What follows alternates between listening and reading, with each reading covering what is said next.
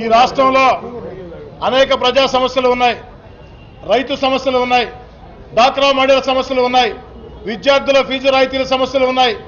ఈ ప్రజా సమస్యలను మొత్తం కూడా గాలికి వదిలేసి ఈ రాష్ట్ర శాసనసభలో ప్రజా సమస్యల్ని చర్చించే ఓపిక ఆలోచన తెలుగుదేశం పార్టీకి లేక ఈరోజు ఈ రాష్ట్ర అసెంబ్లీలో తెలుగుదేశం పార్టీ చర్చకు పట్టినటువంటి అంశం ఎంత దారుణమైన అంశం అంటే ప్రకాశం జిల్లాలో ఒక హత్య జరిగింది.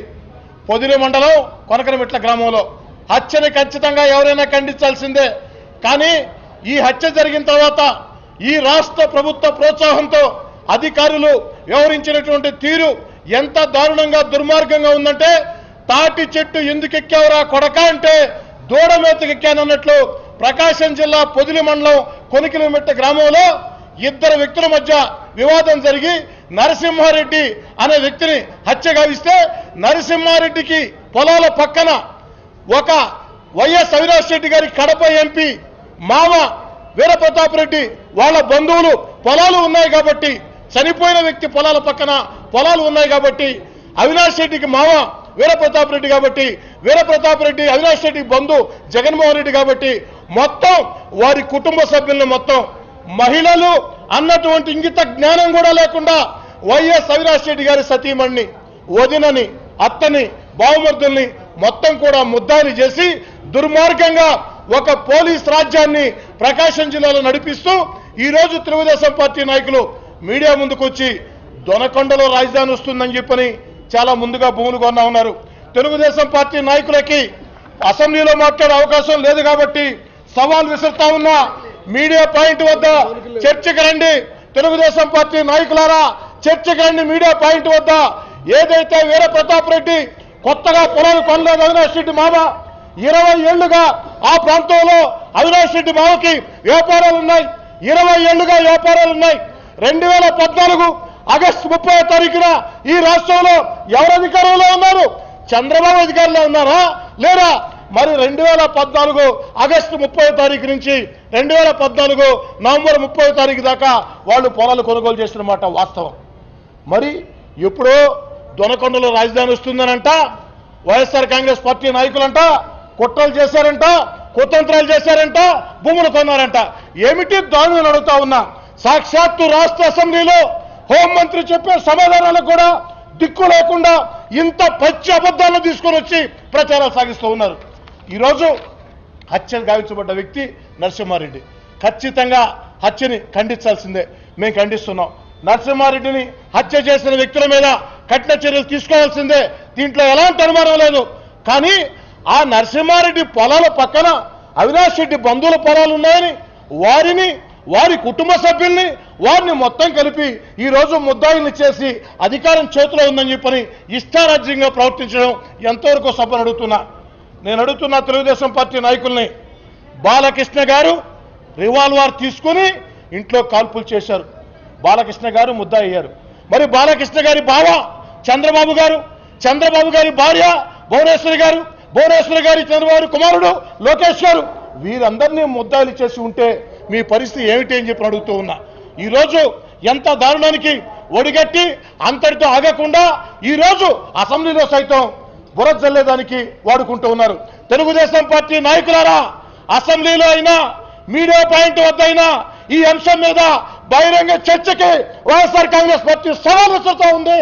అబద్ధాలు చెప్పడం కాదు, మోసాలు చేయటం కాదు. అసెంబ్లీలో మా గొంతు నొక్కి నిజాలు బయటకు తెలియకుండా పోవటం కాదు. మీకు చిత్తశుద్ధి ఉంటే ప్రకాశం జిల్లా హత్య మీద చర్చకు రండి. దీనిలో ఎవరు భాగస్వాములో, ఎవరు కుట్రదారులో, ఎవరు అధికారాన్ని ఇష్టారీతిగా వేసి తెలియజేస్తూ ఇకపోతే చిట్ట చివరగా హోంమంత్రి అంటే అవినాష్ రెడ్డి మీద అంత ప్రేమ ఎందుకంటే వీళ్ళకి ఈ మధ్య ఒక అవినాష్ ఒక ఆయన హోంమంత్రి చంద్రాజప్ప బంధువునని చెప్పని గన్మెన్లు వేసుకొని రాష్ట్రం అంతా పర్యటిస్తూ ఉన్నాడు. ఈ వార్తలు మేం చెప్పడం కాదు, ఆంధ్రజ్యోతి, ఈనాడు, సాక్షి, ఆంధ్రభూమి, ఆంధ్రప్రభ అన్ని దినపత్రికలు వచ్చిన వార్తలు. అమ్మా ఈ అవినాష్ గన్మెన్లు ఇచ్చారు. ఆయనకి ఒక వ్యక్తికి గన్మెన్లు ఇస్తారంటే ఒక ఉన్నత స్థాయిలో వ్యక్తుల సహకారం లేకుండా గన్మెన్లు ఇస్తారని అడుగుతున్నా. ఆయన గన్మెన్లు వేసుకొని ఒక రెడ్ కార్ వేసుకొని ఇష్టారాజ్యంగా అదేదో ఇటీవల తాలిబాన్లు జర్నలిస్టుల గొంతులు కోసి వీడియో టేపుల్ని వాట్సాప్లో ప్రపంచం అంతా పంపించినట్టు ఆయన ప్రైవేట్ మధ్యస్థాల్లో మహిళల్ని కొడుతూ దాన్ని వాట్సాప్లో తీసి పంపిస్తూ ఉంటే ఈ రోజుకి ఆ హోంమంత్రి చంద్రాజప్ప సమీప బంధువు వచ్చి పవినేష్ మీద కేసులు నమోదు చేయలేదు. ఆయన గన్మెన్లు ఇచ్చిన అధికారుల మీద చర్యలు తీసుకోలేదు.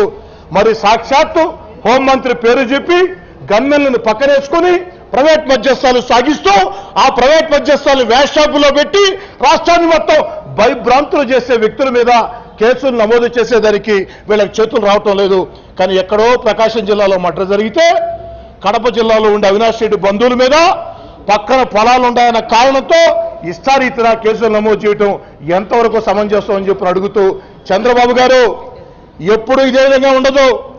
ఈ దుస్సంప్రదాయ అలవాటైతే ఆ రోజు వైఎస్ రాజశేఖర రెడ్డి గారు బాలకృష్ణ గారు కాల్పులు చేశారని బాలకృష్ణ గారి బావగా మీ మీద, మీ సతీమణి మీద, మీ కుమారుడి మీద కేసులు పెట్టి ఉంటే మీ పరిస్థితి ఏమిటి ఒక్కసారి ఆలోచన సాగించమని అడుగుతూ, ఇప్పటికైనా తెలుగుదేశం పార్టీ నాయకులు ఇలాంటి అనారోగ్యకర అసత్య రాజకీయాలకి స్వస్తి పలికి ఈ రాష్ట్రంలో ఉన్నటువంటి ప్రజా సమస్యల చర్చకి అసెంబ్లీని వేదికగా వాడుకోవాలని చెప్పని, ఈరోజు రాష్ట్రం ఉండే పరిస్థితుల్లో, రాష్ట్రం ఉండే వ్యవహారాల్లో అటు ప్రతిపక్షం అధికార పక్షం రెండు కూడా ఒక సంయోనంతో ముందుకు సాగే విధంగా అధికార పక్షం బాధ్యత తీసుకోవాలని, అధికార పక్షంగా అసెంబ్లీ సజావుగా నడిచేదానికి చర్యలు తీసుకోవాలని చెప్పని వైఎస్ఆర్ కాంగ్రెస్ పార్టీ పక్షాన కోరుతూ హోంమంత్రి గారి ప్రకటనని, తెలుగుదేశం పార్టీ ప్రకటనని తీవ్రంగా ఖండిస్తూ ఈ విషయం మీద ఎక్కడైనా బహిరంగ చర్చకి రావాలని సవాల్ విసురుతున్నాం.